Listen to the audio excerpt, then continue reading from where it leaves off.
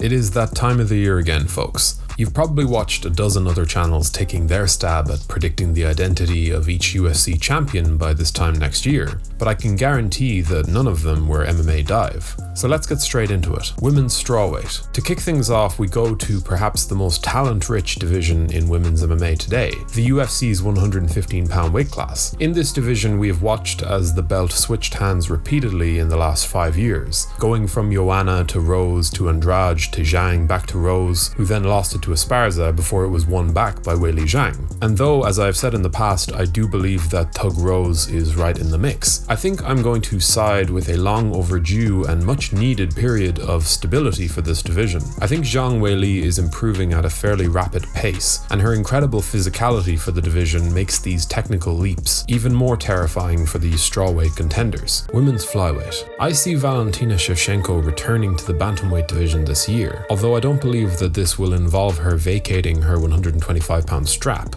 I expect to see a defense of her title first, one that will probably be a success, and then a return to 135 pounds to take on Amanda Nunes, which I'll get into more in the next section. Women's bantamweight. If we've learned one thing in recent times, it's that Amanda Nunes is beatable, but she's also still incredibly good and very capable of beating any fighter in her two divisions, with devastating results. But I don't know, I just think that she is on the verge of stepping away. I think that 2023 will finally see us get that third matchup between her and the rising flyweight champion Valentina Shevchenko. I don't think it will be a brutal defeat, but I do see Valentina taking her own champ status before the year is out, bringing the Nunes era to a conclusive end. Women's featherweight. So this one is a little tough to call. I do think Nunes is heading out of the sport, and if she does, I would imagine that the 145-pound division will finally get the boot. Maybe they'll use the weight class for a fight here and there, but having a champion that isn't Chris Cyborg or Nunes, it seems a little pointless given that they still don't have rankings. I'll say Amanda Nunes for my official pick, but in reality, I don't know if the division will survive the year. Flyweight. The fourth and presumably final clash between Davison Figueiredo and Brandon Moreno left the flyweight division with some much needed resolution at the very top. In that fight, it was the hard-nosed Moreno who proved himself once again to be the better fighter, the one who clearly had the momentum on his side. And for me, I guess I'm glad that the division will finally see some positive movement coming into 2023. There's no denying that Figgy and Moreno brought the 125-pound division to a new level of celebration and acclaim within the fan base. But for now, I think we can all agree that a new contender deserves the chance to break through. Davison will likely leave the division for bantamweight, and with him gone, despite the fresh blood that will likely make an assault on the title, I think Brandon Moreno retains his belt into 2024 with a pair of successful title defenses. Bantamweight. The 135-pound division may have very sneakily been the most difficult pick of the lot. So many moving pieces, so many looming title threats. The champion Aljamain Sterling could end up defending his title successfully against any of these guys. I'm certainly not as quick to dismiss his talent as most. You have the number 1 ranked Sean O'Malley, who is right in the mix. Marlon Vera, the potential return of Henry Cejudo, who should not be discounted at all, but for me, as much as I do believe that he did lose to Aljamain Sterling and Sean O'Malley on the scorecards, I think Petr Yan is going to win his next fight and then challenge and defeat whoever holds the belt in the second half of 2023.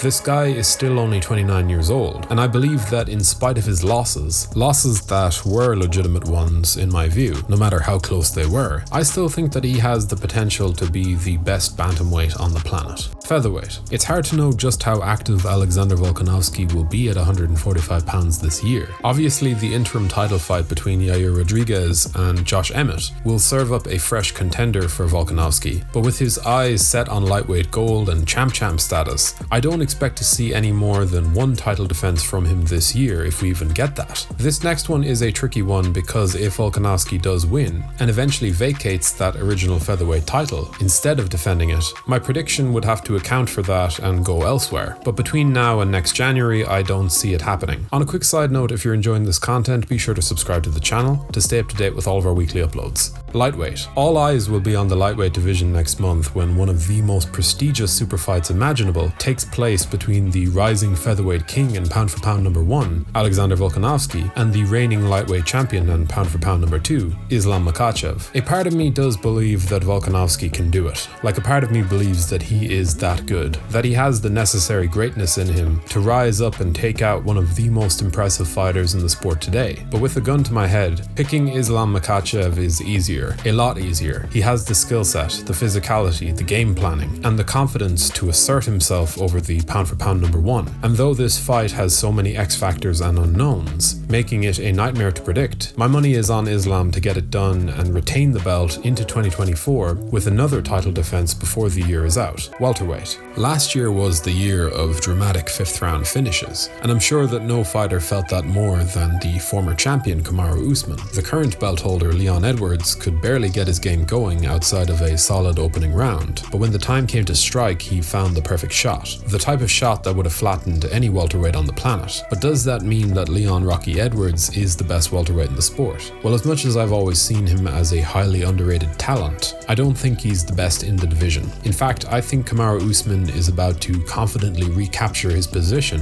among the pound for pound best. I love what Edwards was able to accomplish last year, but I think guys like Usman, Hamzat Chimaev, and even Shavkat Rakhmonov give him trouble. I really do. Middleweight. So here comes another big controversial take. I think that Israel Adesanya is going to beat Alex Pereira in their eventual rematch. I think he's going to learn from his mistakes and build on the best parts of his performance in their first fight in mixed martial arts. Poatan did so well to get Izzy out of there in the fifth round, and the confidence he must have had in his ability to make one final burst with whatever stamina he had left in the fifth round. Yeah, it's super impressive. But I do think these two are destined to fight at least once more. And I think that while Adesanya will likely get hit, we won't see a repeat of what happened last time. I think Robert Whittaker, unfortunately, will be shut out of the title picture until at least early 2024, unless he fights Hamzat Chimaev perhaps for an interim title. But yeah, I see Adesanya asserting himself once again on the division this year. Light heavyweight. Jamal Hill comprehensively beat down the aging Glover Teixeira to become a very unlikely champion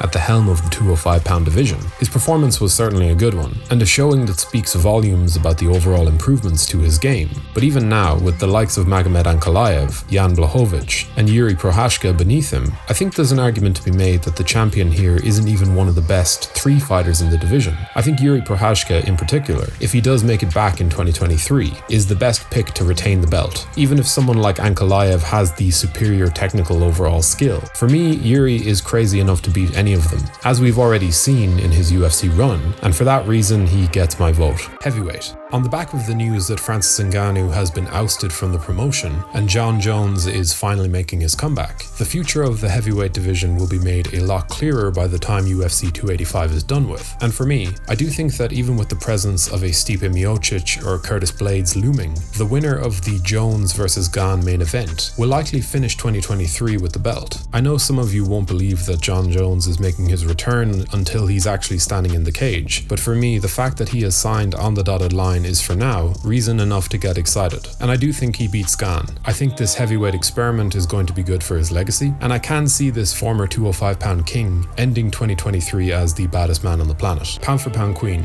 As I've said before, I think Amanda Nunes bows out of the sport this year, although the level of grace with which she's able to do that remains to be seen. But I do think that we will finally get our trilogy fight between her and Valentina Shevchenko, and that fight will undoubtedly give us our pound for pound number one. So yeah, Valentina Shevchenko, as I've said before, is my pick. I wouldn't be surprised to see Nunes beat her again, not one bit, but the timing does seem like it favors Valentina here for some reason. Pound for pound king. When I originally wrote this all down and had it planned out, I had Islam Makhachev written as my number one pick. And looking ahead to UFC 284, it does make sense, right? As much as I am a huge fan of Volkanovski, beating Islam may be just a bit too much for him right now. However, when the time came to actually record this video, I realized that I'd made a huge oversight. As I've already mentioned in my heavyweight prediction, Jon Jones should come away from UFC 285 with the heavyweight title in his hand, and it goes without saying that a win over Cyril Gane will earn him his spot as the pound for pound number one, something I agree with. So yeah, I think Jon Jones finishes the year as the pound for pound king once again. Discuss that in the comments section. Anyway, that'll just about do it for this video. So how do you think we did with our picks, and who do you see holding each divisional title by the end of 2023? If you do want to help in supporting the channel, liking the video and subscribing would do wonders. Thank you for watching.